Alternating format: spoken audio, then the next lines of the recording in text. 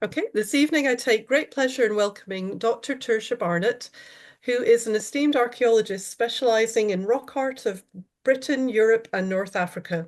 As well as being an honorary fellow at Edinburgh University, she was also the principal investigator for the completed Scotland's Rock Art project with Historic Environment Scotland. This evening, Tertia is going to tell us all about Scotland's earliest animal carvings. So without further ado, I'll pass you over to Dr. Tertia Barnett. Well, thank you, Jacqueline and Julia, and hello, good evening, everybody. Really nice to see so many familiar names, and hello to all Scotland's Rock Art Project participants that I can recognise your names there on the screen. Nice to kind of be with you again. Thank you to Kilmartin Museum as well for inviting me to talk to you today. Shall I share my screen? Thank you, thanks very much. So what I'm going to talk to you about this evening is one of the most exciting archaeological discoveries in Scotland in recent years, the animal engravings at Dunchraigaig in Kilmartin. And this discovery has challenged our understanding of rock art in Britain, and it's prompted us to reevaluate the relationship between Scotland and Europe in prehistory. So what I'll do this evening is talk about the discovery and the investigation of this unique find. And so you don't have to listen to this. And I'll explore various arguments for when the carvings were created and who could have made them. This talk's really based around research that was conducted by the Scotland's Rock Art Project team, especially Joanna Valdez-Tullett. So these are the team listed here. Before we look at the animal carvings, I just first of all want to give you a brief overview of prehistoric rock art in Scotland. Those of you that are familiar with Scotland's rock art, and I know many of you are here this evening, will know that in many parts of the country, there are boulders and rock outcrops carved with circular motifs, often called cup marks and cup and ring marks. Cup marks are circular hollows which are carved into the rock, often surrounded by one or more concentric rings, and sometimes with grooves extending from the cups or the rings, and sometimes grooves connecting or enclosing motifs on the rock surface. And we know that there are lots of subtle variations of these basic motif types, including rosettes, like up here at Ormeg, and penannulas or gapped rings and partial rings, and also lots of variations in how they're arranged on the rock surface and their relationship with natural features. The carved rock surfaces, or panels, as we generally call them, can be very simple. They can be just one cut mark, or they can be very elaborate with multiple interconnected motifs covering the entire rock surface. And you can see some very nice examples here. The carvings were typically created on low-lying outcrops or boulders in the open landscape.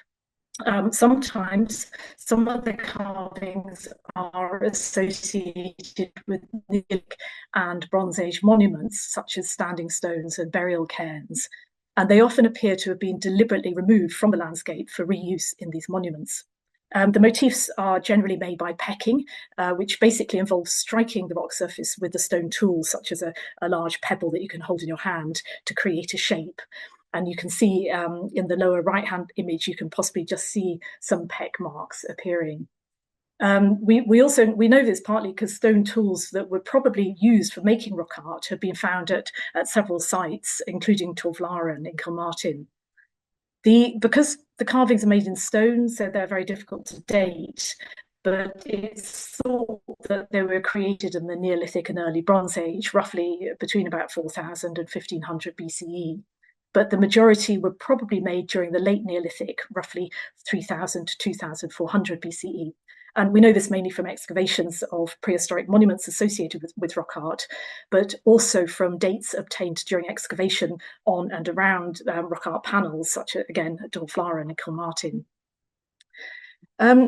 Prehistoric rock art in Scotland is part of a wider carving tradition, which is generally known as Atlantic rock art, and that's the term I'll be using today. Atlantic rock art is found in other parts of Britain and Western Europe, particularly Northern England, Wales and Portugal and Spain and the island of Ireland. But similar motifs are also found in some Scandinavian countries, especially southern Sweden, southern Norway and Denmark, and they kind of crop up sporadically in other parts of Europe. we know that there's over 3,000 panels carved with Atlantic rock art motifs recorded in Scotland now, but this is probably only a tiny fraction of the original number. Carvings, these types of carvings are found across the country, but as you can see from the image on the left, the distribution is rather uneven, with large concentrations in certain areas and big gaps where there appear to be very few or no carvings at all, such as northwest Scotland and Central Highlands. And if we look at the density map on the right, this shows that the highest concentrations of rock art, which are shown in red blobs, occur around Loch Tay in Perth and Kinross, along the south coast of Dumfries and Galloway, especially around Coombrey, and in Kilmartin and its surrounding area. So Kilmartin, as we know, is internationally renowned for its exceptional prehistoric landscape, including the numerous standing stone monuments and burial cairns, monumental burial cairns. It also contains some of the most stunning and elaborate examples of Atlantic rock art in Britain. Rock art was first recorded in Kilmartin in the early 19th century, and over 300 panels have now been documented in this area, with more being discovered every year. The majority of Kilmartin's rock art is in the landscape, situated in the landscape, but there are also some wonderful examples in monuments such as the Netherlargy and Ballymena standing stone arrangements. So you can see Netherlargy here, and also in a number of early Bronze Age burial cairns. So given what we know about prehistoric rock art in Scotland, it came as something as a surprise when in November 2020, the discovery of possible animal carvings in an early Bronze Age burial cairn in Kilmartin was reported to the Scotland's Rock Art Project team based at Historic Environment Scotland. The engravings had been discovered by independent researcher Hamish Fenton when he investigated the Dunchraigaig burial cairn at dusk using a torch. The carvings are very difficult to access and difficult to see because they're on the underside of a capstone covering a burial kist or stone burial chamber, which probably explains why they'd never been identified before. Hamish first noted a few grooves and thought, oh, there's something here, it looks a bit suspicious. And he then made a 3D model using structure from motion photogrammetry, which some of you are quite familiar with. Hamish's model clearly showed the presence of several animal images pecked into the capstone, including two distinctive stags with large branching antlers. And you can see these in the right-hand images down the sort of bottom right of the model there. We were really excited about Hamish's images, but we were also very cautious. This was potentially an extremely important find of international significance, but it was also unprecedented. So we wanted to carry out in-depth research to be totally sure that the carvings were prehistoric before we publicised the discovery. But of course, as you probably remember, in late 2020, there was a bit of a pandemic going on, and the scrap team was under COVID travel restrictions in Edinburgh. We were locked down in Edinburgh. So this meant we couldn't get to Kilmartin to examine the carvings. And in fact, it wasn't until April 2021, the following year, that the travel restrictions were lifted and we were finally able to visit the site. So in this intervening period, these sort of 5 months or so while we were under lockdown, we focused on investigating the nature and the context of the carvings and their possible date of creation. Dunchraigaig cairn, which is shown here by the red star, is typical of the many early Bronze Age burial monuments in Kilmartin. And these in the famous linear cemetery, 2-kilometre alignment of early Bronze Age burial cairns constructed in the earliest Bronze Age around 2200 to 1900 BCE. And you can see these showing up as the white stars in the red oval on the map. The linear cemetery runs in northeast southwesterly direction, following the natural topographic orientation of Kilmartin Glen. But Dunchraigaig cairn itself doesn't form part of this alignment. It sits further to the southeast on a raised river terrace overlooking the surrounding landscape. Like the other early Bronze Age burial cairns in Kilmartin, Dunchraigaig is a large circular mound constructed from river-washed cobbles, probably brought from the surrounding raised river terrace. It measures 30 metres across. It's huge, 30 metres across and at least 2.5 metres high, but may have originally been higher. The cairn was dug in the 1870s by Reverend Mapleton and Canon Greenwell, and the available reports are pretty brief, but they suggest that the central part of the cairn had been disturbed before the first excavation, and only one trench appears to have been opened by Mapleton on the south side of the cairn. So that's the side kind of towards the bottom of the left-hand slide. The excavations identified 3 stone-built kists or burial chambers within the cairn. 2 of these were short kists, one in the centre of the cairn and a second towards the northern edge. And the third kist was larger and had different characteristics.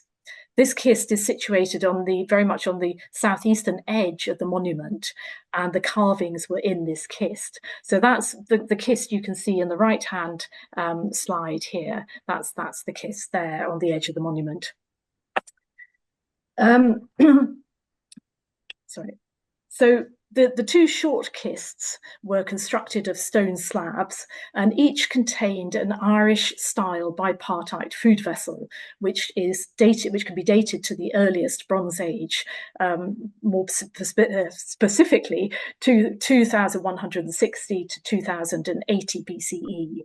And thanks to Alison Sheridan for providing us with that date. So it's likely that the cairn we see today was built around that time in the late 3rd millennium BCE. These 2 food vessels in the short kists were found alongside cremated bones and charcoal, as well as flint chippings and a mixture of sand, gravel and clay. The third kist, the larger kist with the animal carvings, is more unusual. This is a longer rectangular grave which was dug into the original ground surface, and its sides are constructed in dry stone masonry using an assortment of cobbles and boulders rather than more usual upright slabs.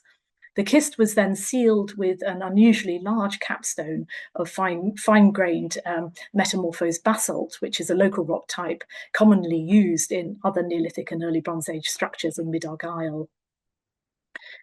The capstone covering the large kist is partly exposed today. It's about 4 meters long and probably weighs 5 tons.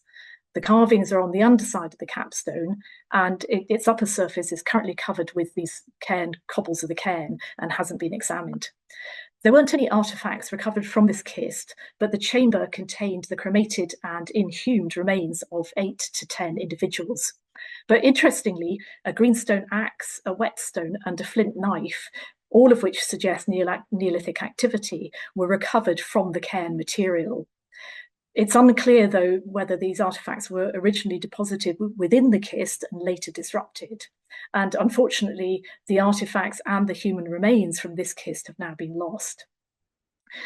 Because the size, the characteristics and the contents of this larger kist differ from the other 2 kists at Dunchraigaig and aren't typical either of early Bronze Age burials generally, it's been suggested that they could have been an earlier burial feature, and the 2 short kists were possibly then added at a later date. Those of you familiar with Kilmartin will probably think, oh, there's possible similarities here with the Netherlargy South cairn, which is one of the early Bronze Age cairn in the linear cemetery in Kilmartin. The Netherlargy South cairn was originally constructed as a Neolithic Clyde-type chambered cairn. It was then reused for beaker burials in the Copper Age or Chalcolithic in the mid to late 3rd millennium BC. And then it was architecturally reconfigured in the early Bronze Age to form a circular burial monument similar to the other cairns in the linear cemetery.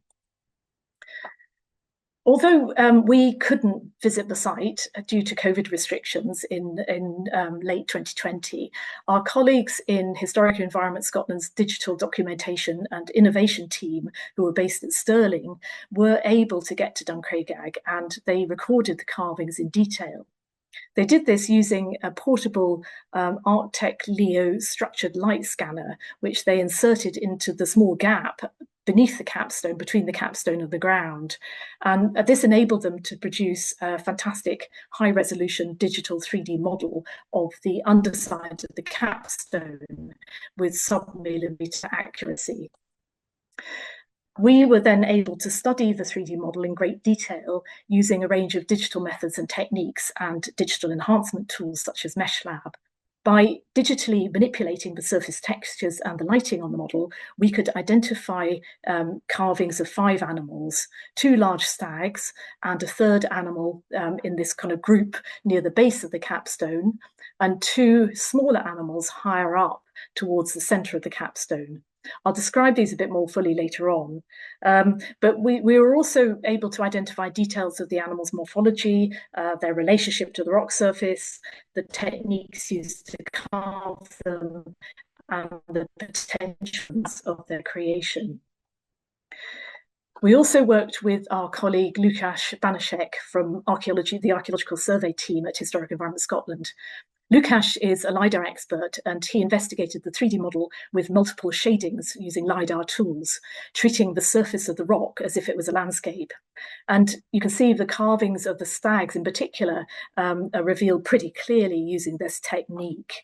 So if you can see the little image on the right, which is an enlargement of the 2 stags, you're seeing very fine detail of their antlers in that slide.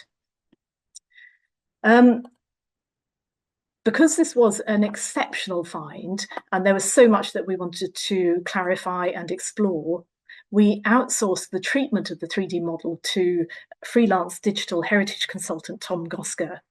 Tom produced several variations of visualizations of the 3D model using a range of specialist digital treatments, which enhanced different features of the carvings and gave us get more information about them. As a result of Tom's work, we were able to clearly see the fine pecking details used to create the deer motifs, and you can see those in the left-hand image there. And we were also able to identify some areas of recarving, such as on the muzzle of the largest stag. And if you look at the right-hand image, you can see the stag's muzzle on the top slide there, blown up large. And we could also identify other faint details that weren't easily visible otherwise, such as a possible antler on one of the smaller deer. So let's look at in a little bit more detail then at the carvings following our analysis. And it's helpful here to refer to this really nice drawing that was produced from the 3D model by a member of the scrap team, Dr Guillaume Robin from Edinburgh University. So all 5 animals that are carved on the capstone at Dunchraigaig are quadrupeds.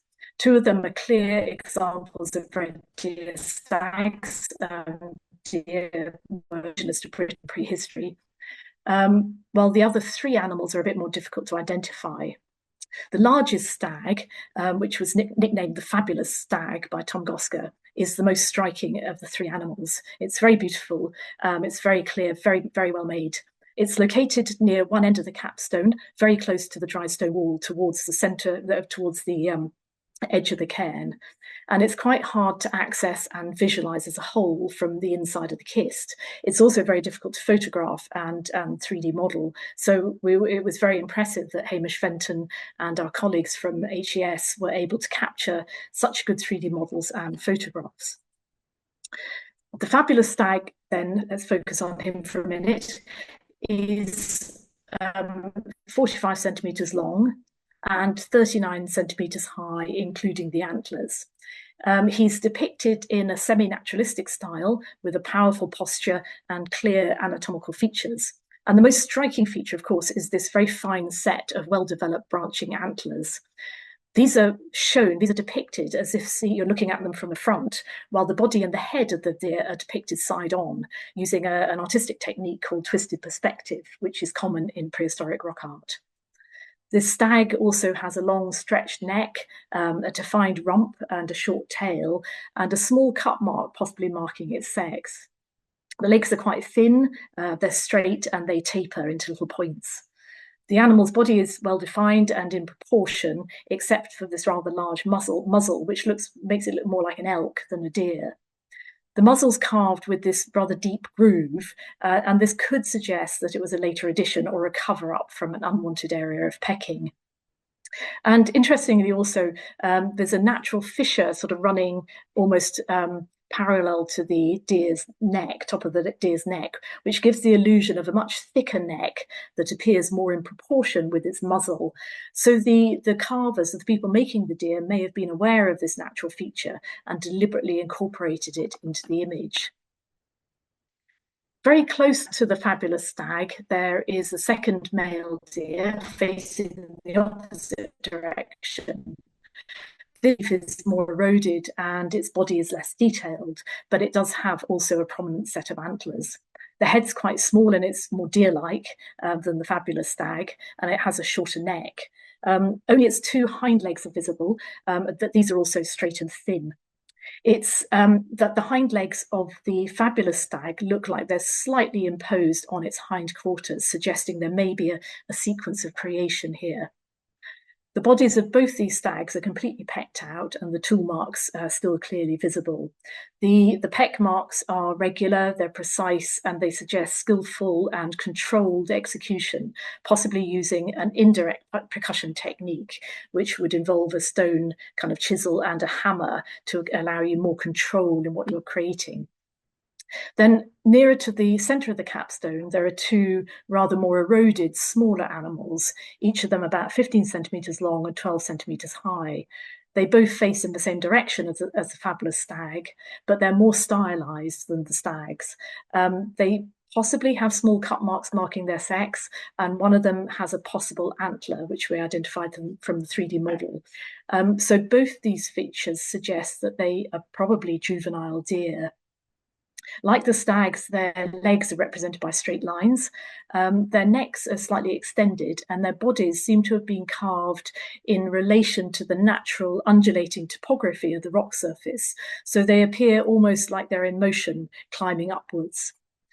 And then finally, below the two large stags is a fifth quadruped, which is 15 centimetres long and 12 centimetres high as well. This image is really indistinct, possibly through weathering. On the part of the capstone, there are chipped edges and visible scratches, which suggest that it may have been broken during quarrying or transportation to the monument. So as a result, this fifth animal is very difficult to make sense of.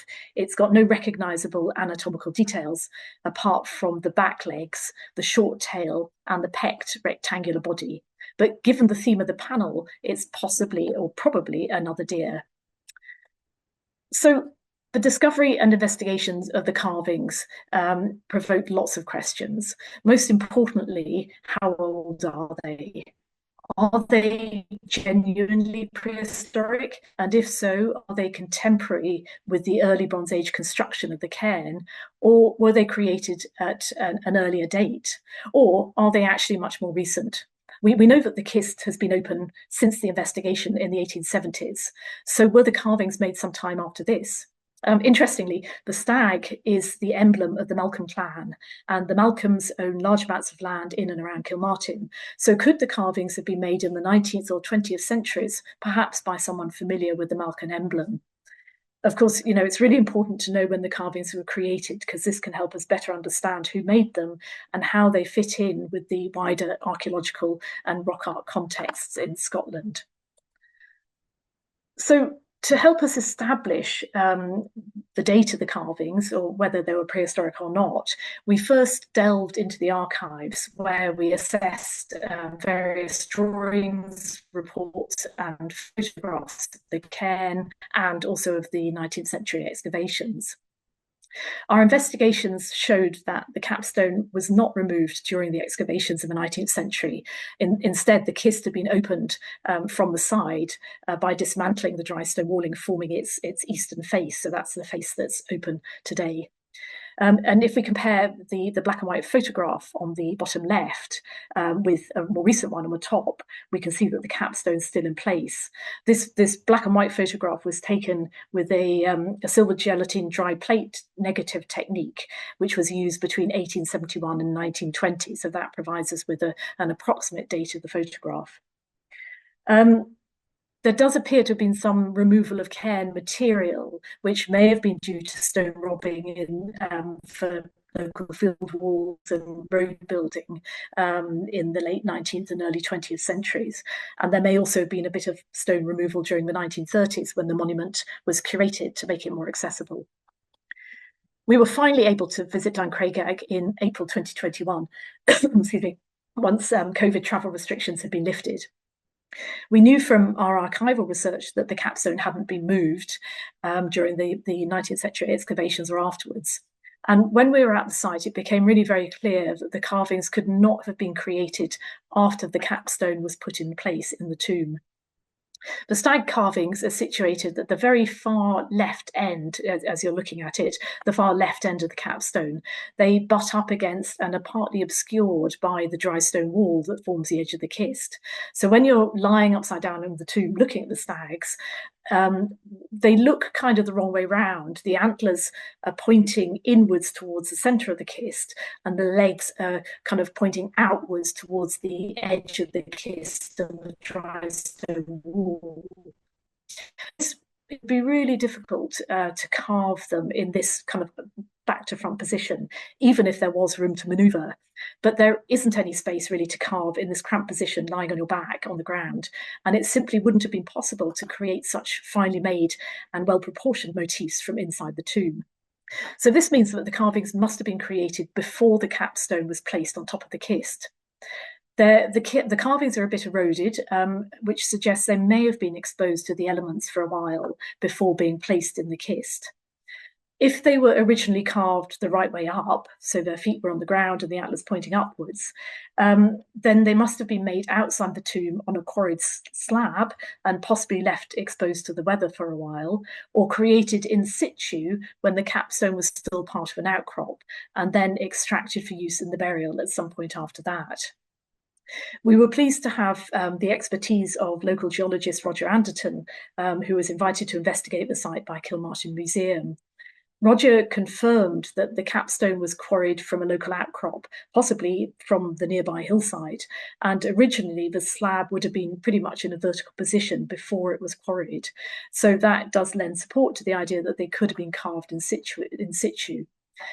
But overall, there's a compelling argument that the carvings are genuinely prehistoric and date to at least the end of the 3rd millennium BC when the cairn was constructed, but were made sometime earlier, either on a local rock outcrop in its original location or on a rock slab that had been quarried from a local outcrop before the capstone was placed into the cairn. So the date and the context of the Dunchraigaig cairn carvings are so far unique to Scotland, in Scotland. In fact, figurative rock art or rock images that are carved or painted on rocks and represent things that we can identify. Figurative rock art dating to the Neolithic and Bronze Age is very rare anywhere in the UK, whereas parts of Europe have really rich figurative rock art traditions from the Upper Paleolithic onwards. Kilmartin, however, is exceptional in this regard because it's got a number of figurative carvings dating to the earliest Bronze Age. Images of bronze axe heads and possible halberds, a type of weapon, sometimes associated with cut marks, have been found within the kists of several early Bronze Age monuments, burial monuments in the Glen, including Recruin and Netherlargy Mid and Netherlargy North. And interestingly, these carvings were all created using the same technique as the Dunchraigaig deer, with a fully pecked out shape rather than just a pecked outline. It's interesting also that prehistoric carvings depicting weapons are scarce anywhere in the UK outside of Kilmartin.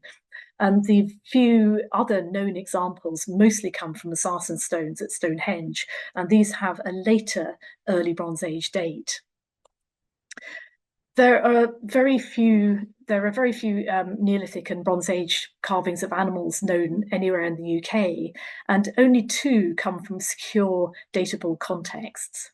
These are on the Cronkin Howe stone from an early Bronze Age burial monument in the Isle of Man, and a possible depiction of a deer carved on a chalk fragment from the Neolithic flint mines at Sisbury in Sussex.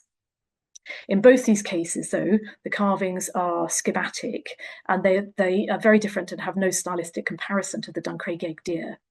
There are other possible deer carvings, such as those from Ballochmyle in Ayrshire, from Dunchraigaig in Northumberland, and Eganess in Dumfries and Galloway, but these have no datable contexts. And in the case of the Ballochmyle and Eganess carvings, the images are stylistically much more similar to Pictish or Iron Age carvings. So we don't, in the UK, there aren't any stylistic parallels or precedents for the Dunchraigaig carvings.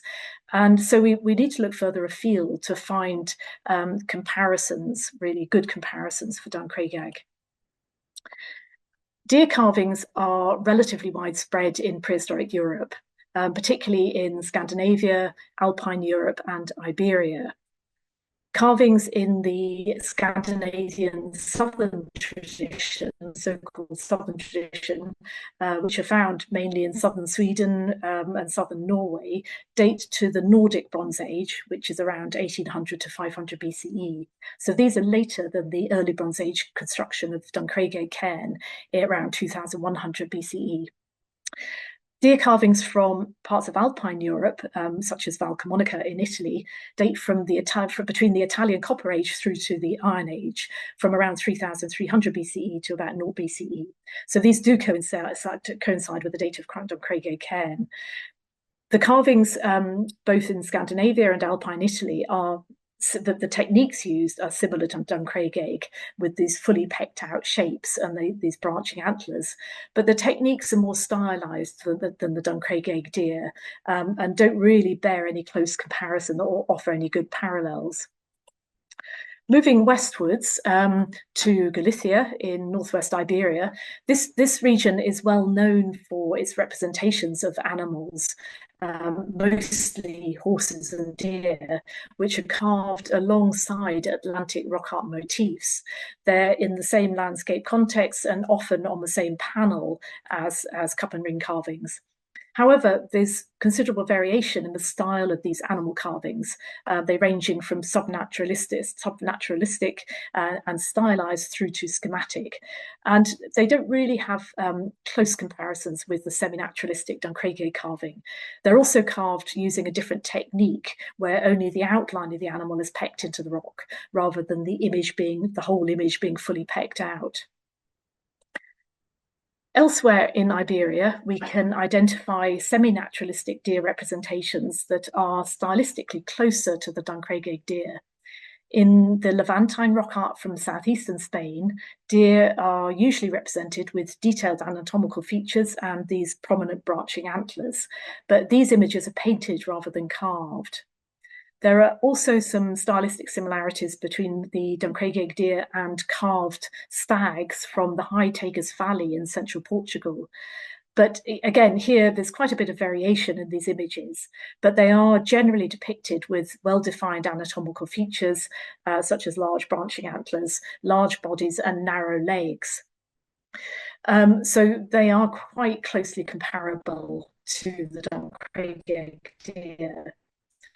Both the Levantine and the High Tagus Valley rock art traditions have been very broadly dated from the Iberian Epipaleolithic and Mesolithic through to the Neolithic. So from around the 10th millennium to the 4th or even the 3rd millennium BCE. Iberian funerary monuments do also offer another possible comparison with Dunchraigaig in terms of deer depictions within burial contexts. So, I'm going to apologise in advance for my pronunciation of this site, but in Portugal, the Orca dos Juncas Neolithic passage tomb, dating to the 4th millennium BCE, contains a painted deer hunting scene. The animals again have branching antlers and some anatomical detail, but their style and obviously the technique of painting are rather different from the Dunchraigaig deer. So far, we've established that the Dunchraigaig carvings were created at least around 2100 BCE, but potentially earlier. And there are possible stylistic and contextual similarities to some Iberian rock art. So this raises the question of who made them. Well, the discovery of animal carvings in Kilmartin was really unexpected, but perhaps not entirely surprising, given what we know about this area in prehistory. higher sea levels at the end of the last ice age meant that by the Neolithic, Kilmartin Glen was much closer to the sea than it is today.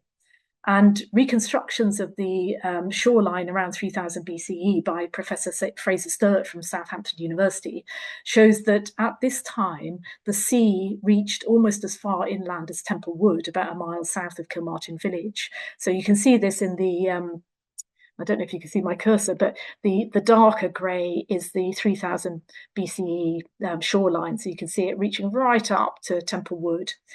And I just wanted to thank very much Professor Richard Bradley from Reading University for allowing me to use this sea level reconstruction, which was created for him by Professor Fraser Sturt. And it's due to be published soon in an article in the Proceedings of the Prehistoric Society. So the more maritime location of Kilmartin in prehistory made it well suited for connections by sea.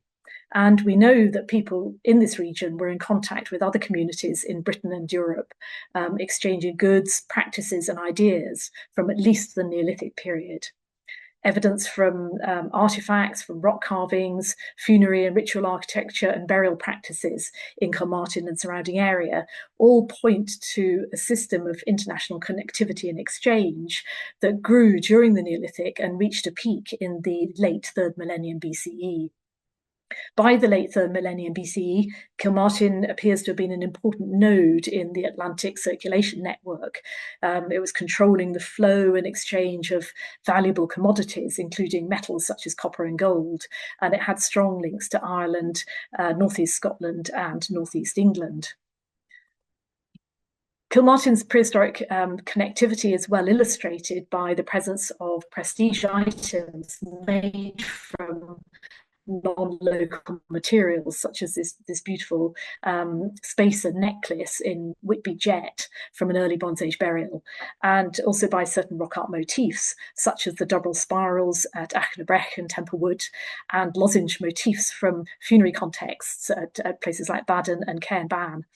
These types of rock art motifs are typical of megalithic art and more usually occur in passage tombs, Neolithic passage tombs in Ireland and Orkney.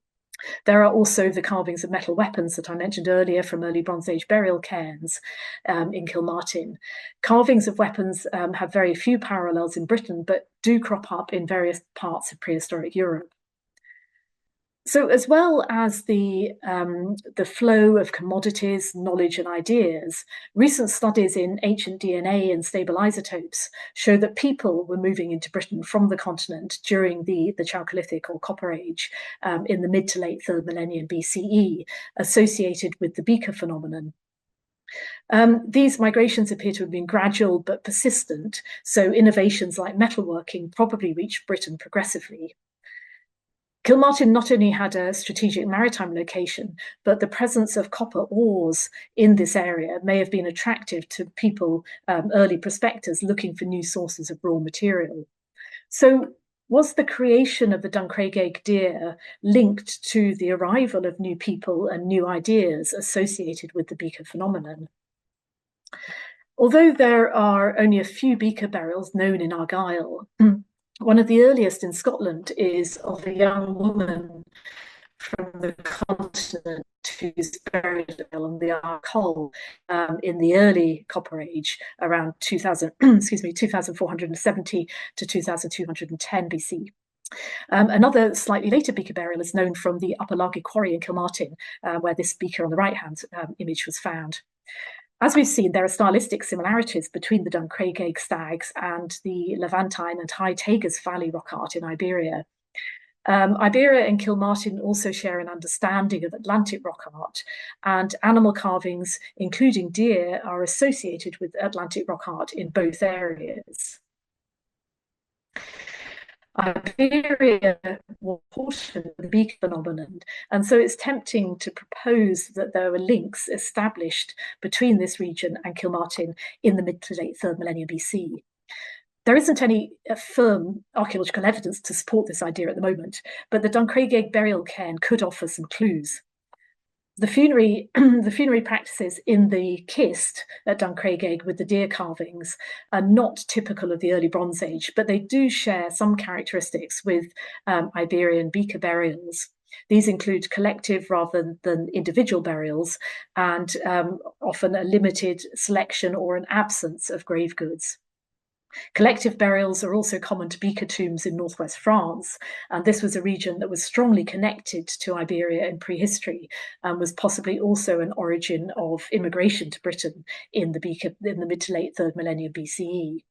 So perhaps the inspiration for the Dunchraigaig deer carvings arrived in Kilmartin with other beaker characteristics and ideas. And perhaps the Dunchraigaig cairn, the kist at Dunchraigaig, was originally a beaker burial that then became incorporated into an early Bronze Age burial monument. Well, it's quite an appealing idea, isn't it, that the Dunchraigaig deer were inspired by external influences from the continent, especially directly or indirectly from Iberia. But we should also think about other alternatives, particularly that the carvings may have had an indigenous origin and an earlier Neolithic date of production. Archaeological evidence shows that deer not only had an economic and practical value throughout British prehistory, but were also imbued with symbolic and ceremonial importance. So, for instance, the antler frontlets that were used as a headdress at Star suggests that red deer were important in social and ritual practices since at least 8,000 BCE. And this significance continued into subsequent periods, despite the introduction of large domestic species such as cattle in the Neolithic. Antlers and antler picks were frequently deposited within Neolithic tombs, in monuments, quarries, and mines. And their deposition often appears deliberate and meaningful, sometimes with the antlers arranged in particular ways. In Scotland, the majority of Neolithic and Bronze Age red deer faunal assemblages come from Orkney and the Western Isles, and these clearly point to a special human-animal relationship. So, for example, from the excavations at the Links of Notland settlement site in Westray in Orkney, uncovered the remains of 15 whole deer, which were in a structured deposition dating to around 2650 to 1950 BCE. And there was a large cod, parts of different seabirds, and a pair of large antlers placed on top of the heap of deer carcasses. At other locations in Orkney, such as Bucoy and Nessa-Brodgar, portions of red deer, mostly the lower limbs, were deliberately placed around the sites. Large assemblages of deer were also found within the Neolithic chambered cairns of Noah Ramsay and Noah Viarso in Orkney. And these two monuments are particularly relevant here. Although there's no evidence of carvings in these tombs, the contents of the tombs demonstrate the symbolic importance of deer in funerary rituals for Neolithic communities. In both cases, the cairns contain collective human burials alongside fragments of deer bones, deer teeth, and the occasional bit of an antler. And as with the Links of Notland, young and old deer were laid side by side in these tombs. So this has perhaps some analogy with Dunchraigaig, where older and younger stags were carved on the same rock surface, almost as if the carvings of animals replaced the deposition of actual deer in the burial at Dunchraigaig. As we've seen then, the Dunchraigaig deer carvings are currently situated within an early Bronze Age funerary monument, but were made at some point before the capstone was placed in that monument. One explanation that we've touched on so far for the origin of the carvings is that they were created possibly in the Neolithic when the capstone was part of a natural outcrop. So if this was the case, they were perhaps initially intended to be viewed in the open landscape, but were then later extracted and deposited within the burial monument where they became hidden from view. The reuse of Neolithic carvings from landscape contexts within early Bronze Age burial monuments, and to a lesser extent Neolithic burial monuments, is a typical trend seen in Atlantic rock art. And in the chart here, you can see this is all the rock art found in all the burials in Scotland, about over 100 examples of Atlantic rock art and other rock art in burials. Most of it is cut marked, some of it is complex, and some of it is figurative. But it's not clear whether this trend for reusing rock art in Neolithic rock art in early Bronze Age burials applies also to figurative rock art. All the possible Neolithic and early Bronze Age figurative carvings known in Scotland occur only within early Bronze Age burial contexts and almost exclusively in Kilmartin. So there's no clear precedence or evidence that figurative images were ever initially created and displayed in the landscape before they were reused in tombs. In fact, the depictions of metal weapons in Kilmartin that I've already mentioned appear to have been made specifically for deposition within the early Bronze Age funerary monuments. So deer have been central to myths and legends in many cultures across the world for thousands of years. They're commonly perceived as manifestations of supernatural beings or as enchanted creatures that symbolize a connection between the human domain and the other world. They're frequently associated with concepts of transformation and regeneration. So, for example, they appear as shapeshifters in Irish folklore, and in Welsh folklore, stag antlers represent rebirth and fertility. So it's likely that the deer depictions at Dunchraigaig were symbolically charged and meaningful. Their deposition within the tomb may have been linked to notions of regeneration and rebirth, which could in turn stem partly from the annual rhythms of changing social behaviour and antler shedding and regrowth in deer. It's been suggested that perceptions of deer and human-deer relationships altered with the social changes and different worldviews associated with the transition from the Neolithic to the Bronze Age. Deer and deer symbolism may have been kind of tied up in the emergence of new social and cultural identities in the mid to late 3rd millennium BC. So perhaps the placement of the carvings in the Dunchraigaig cairn represents a shift in how deer were perceived and a break with previews at the end of the Neolithic. An alternative explanation is that the Dunchraigaig deer carvings were deliberately created for deposition within the burial, although there's still the question of whether this was a Neolithic, Copper Age or early Bronze Age burial initially. Interestingly, the deer carvings are positioned within the kist so that the large stags are partially obscured and seem to kind of appear out of one edge of the tomb, whereas the younger stags are situated towards the centre of the capstone. If this arrangement of the carvings in relation to the tomb structure was deliberate, we could argue that it forms a symbolic narrative connected with the life, death, transformation, and regeneration. In this scenario, the older stags kind of emerge from the edge of the tomb into the centre of the tomb, and they become transformed into young male deer as they move further into the kist space, the tomb space.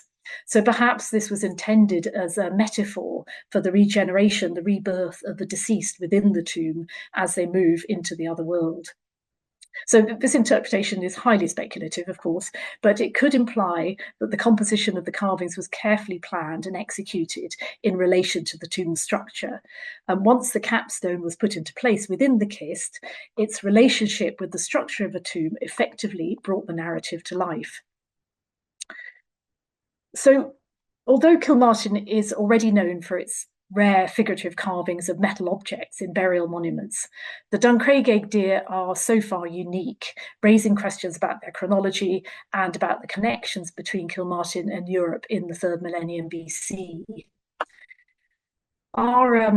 Through our assessment, our detailed assessment of the carvings, the kist, the cairn, and their relationship to one another, we showed that the deer images were created at least in the earliest Bronze Age, around 2100 BC, corresponding to the final construction phase of Dunchraigaig cairn.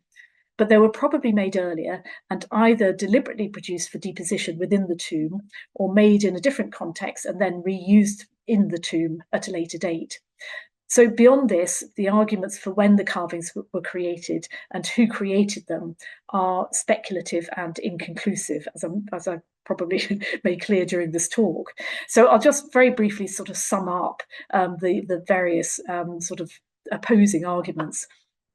So an early Bronze Age origin for the carving for the carvings seems reasonable given their context within an early Bronze Age burial cairn, and also the similarities in techniques used to create both the deer images and the depictions of metal weapons from the other early Bronze Age burial cairns in Kilmartin. Kilmartin is the only place in Scotland with unambiguously figurative carvings of this date, and they are all incorporated into funerary monuments of the same chronology, and may have been made specifically for the burials. But this interpretation doesn't account for the features of the kist containing the carvings, which are unusual for early Bronze Age burials, and it doesn't either account for the presence of Neolithic artifacts within the cairn material, unless these were curated objects. We also identified stylistic parallels between the Dunchraigaig carvings and deer imagery in Iberian rock art. Certain similarities between the funerary practices at Dunchraigaig and beaker burials in Iberia, together with the evidence of an early beaker presence in Argyll, could point either to a beaker origin for the carvings or reuse of earlier carvings in a beaker tomb at Dunchraigaig. But again, this doesn't account for the presence of Neolithic artifacts within the cairn material. And it seems more likely that there was a beaker appropriation or reuse of an existing Neolithic funerary monument, which could explain the presence of Neolithic artifacts that might have originally been deposited within the kist and then displaced when the beaker burials were inserted.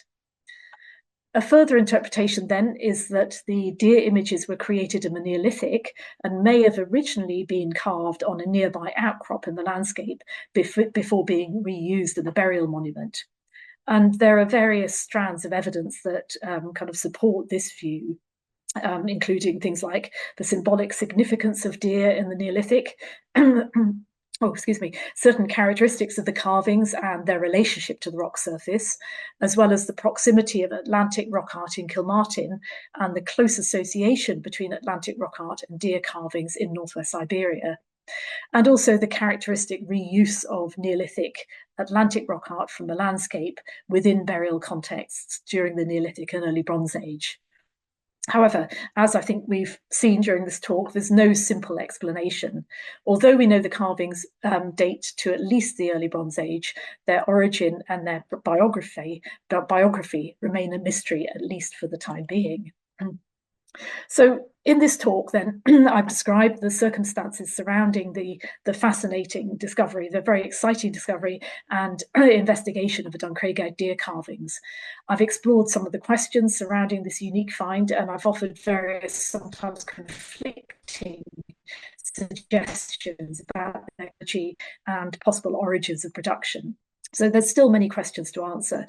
And perhaps the most important question is whether the Dunchraigaig deer represent the only example of animal carvings of this date in Scotland, or whether there will be more discoveries in the future, especially now that techniques like 3D modelling are widely available for everybody to use. If the deer carvings really are unique, this raises the question of why a tradition of figurative rock art never fully developed in Britain during the Neolithic and Bronze Age, despite the richness of figurative carvings of a similar date in many parts of Europe, often quite close, like Scandinavia, to Britain. So just to say, we were very privileged to work on this project, and it was very timely that the discovery was brought to our attention while the Scotland's Rock Art project was in progress. So we had the expertise and the resources to fully investigate the carvings. So I just wanted to say thank you to Hamish Fenton for his amazing discovery. And please, can you go out and find some more, Hamish, preferably within a securely dated context. I'd also like to thank the Scrap team, and particularly Joanna Valdez-Tullett, for all their work on this, and all the many people that were involved in this project, and to thank Kilmartin Museum for their support throughout everything. And thank you for listening.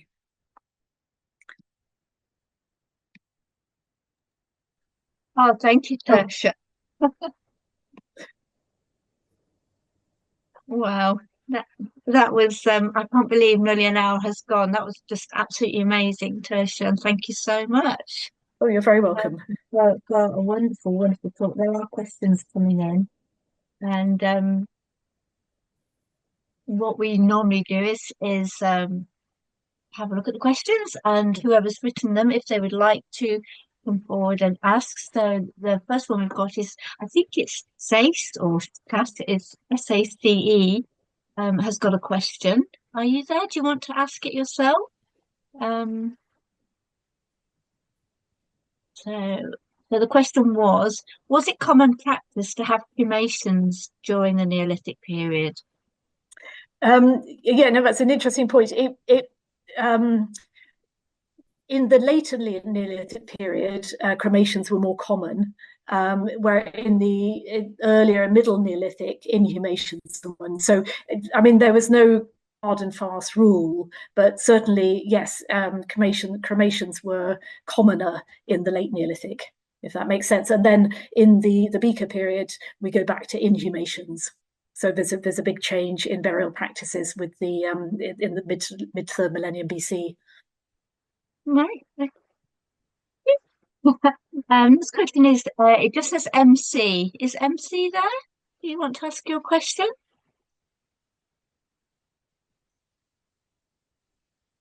No, shall I ask it then? It is, can you tell us a little more about the lost contents, cremation and Stein acts from your research? Sorry, can you say that again, Julia? Can you tell us a little more about the lost contents, the cremation and the Stein acts from your research? Do you know when and where they were last held? Oh, right. No, I mean, it was practice in, I mean, in the 19th century, bones were discarded. They unless skulls were kept at times for study, but later discarded. But the bones were probably just chucked away, dumped in the ground in a pit somewhere. So I'm afraid, actually, no, there's no record of where the finds were last. They probably just disappeared into somebody's pocket, to be honest. I don't know. Things were often just went into private collections, and we never know what happened to them. It's really unfortunate because it would be lovely to study them. Right. Has anybody, there's no further questions in the chat. Is there anybody there that would like to just open up? Oh, sorry, we will come in from Lindsay. Lindsay, did you want to ask your question? I can. Hold on.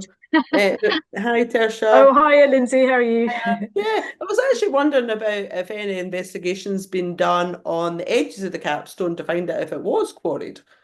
Well, no, there haven't been, and that would be an interesting thing. I mean, it must have been quarried because it's come from, it's come from somewhere. You don't get slabs of stone lying around like that in the Kilmartin Valley, and the outcrops, the way the geology is in Kilmartin, the outcrops kind of naturally split into shapes like that, into sort of thinnish shapes. So they're ideal for levering off and putting into tombs or making into standing stones. But I mean, this capstone is quite covered in cairn material, and because it's a scheduled monument, you can't, no one can touch it. Investigate the top of it. I did wonder about the top of it as well, but I didn't. Yeah, it would be interesting to look. I mean, definitely more investigations needed, but it needs to be done through scheduled monument consent and everything. But yeah, I mean, it's almost certainly been quarried, and probably, I mean, Roger Anderton just pointed to the hillside opposite where there was this great big outcrop of rock, kind of in nice little sort of slithers, the same shape and size as the capstone, and he said it probably came from there. That's good. Thank you. You're welcome. Margaret has sent in a question. Margaret, did you want to ask your question? Sure. I just have a question about whether there's any intent to share this really rare finding on the signage there at Dunchraigaig or at Kilmartin Museum itself. Well, Julia, I think you better answer that one, don't you? Well, whether I don't know if you're aware that the Kilmartin Museum has just reopened after a huge redevelopment, and the exhibition galleries have all been redone, and this beautiful find has a lovely prime position in part of the gallery. So the full explanation is given there, and there's even a sort of like a copy of the stone itself, the black stone itself. just the part that shows the stags. That's great, thanks. I think the signage is being redone. The Historic Environment Scotland do the signage, and they are redoing all their interpretation panels, I think, in Kilmartin, or were a few years ago. I don't know if they've finished doing them now, but so they're probably going to be adding something to the actual panel as well on the site. That's great, thank you. And Margaret and the other Margaret, who's would you like to ask your question? Thank you. Yes, to the Margaret. Yeah. Yes, if the deer, I know it's purely speculation, but if the deer carvings were originally part of the landscape, rather than being done specifically for to go into the mound, would it not be expected that, given all the superb panels there are around Kilmartin Glen, that an animal would have been found on carved somewhere else? Yeah, I just think it's a case of looking, isn't it? And people probably, because it's so unexpected, we just don't expect to see animal carvings in Britain. And so, you're just not thinking about looking for them. And it may be, there are animal carvings out there on outcrops, and really would urge everybody to go and have a look, but be very, sure about what you're looking at, because, it could be that there are carvings that have been sitting there for a long time and nobody's seen them. But the thing is, if they have been in the open for 5,000 years or so, they'll be very, very eroded. So these carvings have been preserved because they're in the tomb. So it may be, that there were originally carvings or even paintings, which have been so eroded that they're almost invisible. Yes, but do let us know if you find any, please. And we've got another question from C. So whoever C, would you like to ask your question? No. So the question was, why is animal art more common than depicting humans?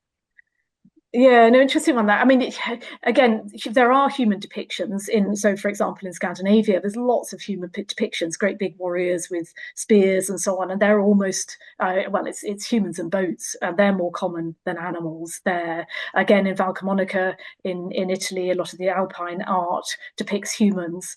But it's more about, I think animals are much more symbolic of a lot of things. They can, whereas, a human doesn't necessarily symbolize the same thing. So a deer can symbolize multiple things that a human can't, and human representations of humans become more common when after the Neolithic, when people are more concerned about individual status and display and prestige and things like that, whereas before that, that's less of a concern, and people are perhaps more interested in the symbolism of the world and how they can represent that in concepts and so on. So it's not necessarily the case that animals are, I mean, in some rock art, yes, animals are more common than humans, like Paleolithic rock art, the earlier rock art, but the later rock art, humans tend to be just as common, if not more so, than animals.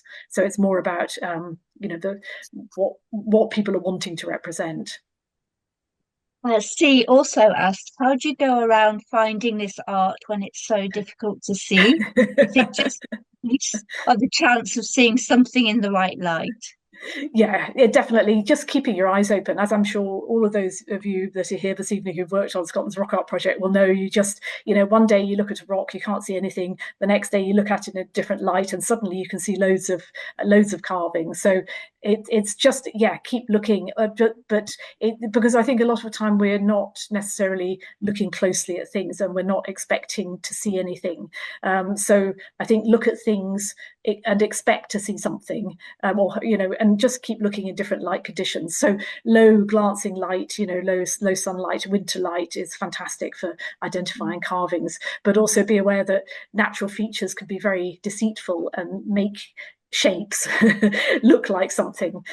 So this is why we were very cautious about Hamish's photographs when we first saw them, because we often get photographs sent, or when we were doing the Rock Art Project, we'd often get photographs sent to us because somebody saw something in a rock in a particular light. And so our advice would always be, go out again, look at the rock again in a different light, and see if you can still see something. Mm-hmm. So Lindsay also asked, I don't know if you want to ask again, Lindsay, do you? I can if you question. want. Yeah, go on. Next question, Tertia, is did you do any de-stretch on the rock? No, I mean, de-stretch is great for for paintings, but it's not so good on the carvings. And we had so many because because they were carvings. We used lots of different other techniques, not de-stretch, but we used lots of things with different colouring and kind of surface enhancement, which raised and lowered the depth of the images and so on. So we subjected it to pretty much everything except de-stretch. Okay. Thank you. And Margaret pointed out maybe they are human shapes shifted into deer, which going into the other world as deer. Yeah.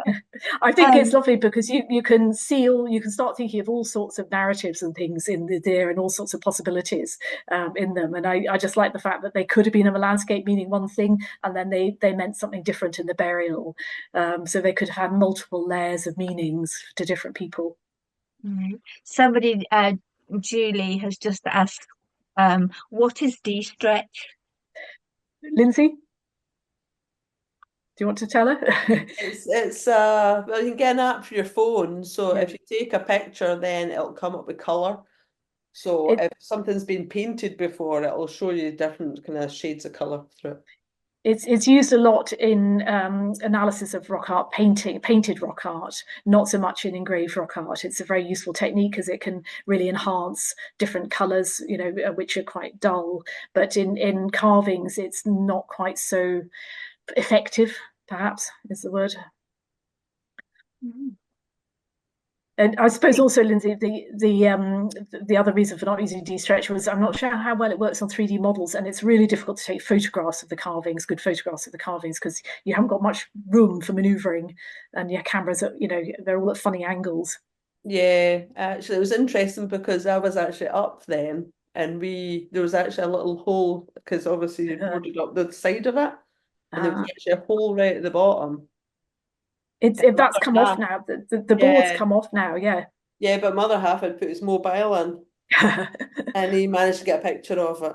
Oh, excellent! Well done. I was like, I can't get a picture, but he managed to get it. So, another question. Maggie, did you want to ask your question?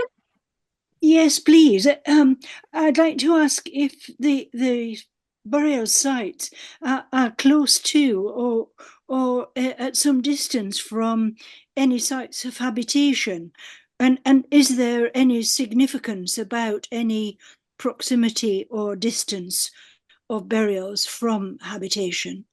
Yeah, no, good question. Well, trouble with prehistoric habitation sites is that they're, especially the Neolithic, they're very difficult to find because they're built of very ephemeral materials and so on. So kind of just wood and straw. So there's very little in the way of habitation sites known in Kilmartin Glen, although there probably were some there. There's very little known, so we simply don't know, how where people were living exactly and how many they were living. So I think it's very difficult to tell how close they were or how far away. I mean, I don't think people were actually living in the bottom of the glen necessarily, but certainly on the surrounding hillsides is likely, and in the surrounding area. Yeah, I mean, they weren't. We don't know. It's probably the best answer to that one, I'm afraid, Margaret. I see. Thank you. Oh, sorry, Maggie. Any more questions? There's nothing in the chat, so no. Okay, and I think Jacqueline and I and Kilmartin would like to say a very big thank you, Tertia, for being with us tonight. It's been fabulous talk, and I mean, we obviously we've both spent a lot of time with you, but even so, we learned so much and have learned so much more again tonight from you, and look forward to seeing you again in the future. Yeah. Well, thank you. Thank you for inviting me to. Lots of little messages coming in saying thank you. So, did you want to have a final word, Jacqueline? Is there anything else to mention? Somebody just said, will the recording be available? Which it will be. It'll be ready. It'll be up on YouTube in a couple of weeks. Yeah, so that'll be available then. And as I've said before, if you've got any suggestions for talks, then let me know. Or if you want to donate, if you just visit the website, that would be brilliant. But thank you very much, Tertia. That was brilliant talk. Thank you. There's one more talk for this year, which is next month, which is about Gaelic culture, which is Agav. So if you would like to visit our website, if you want to book a place on that too. So thank you. Okay, thank you very much then. Thank you. Thank you. Bye, Fantastic. everybody. Bye, everybody. Thank you. Bye. Thank you. Bye. Thank you.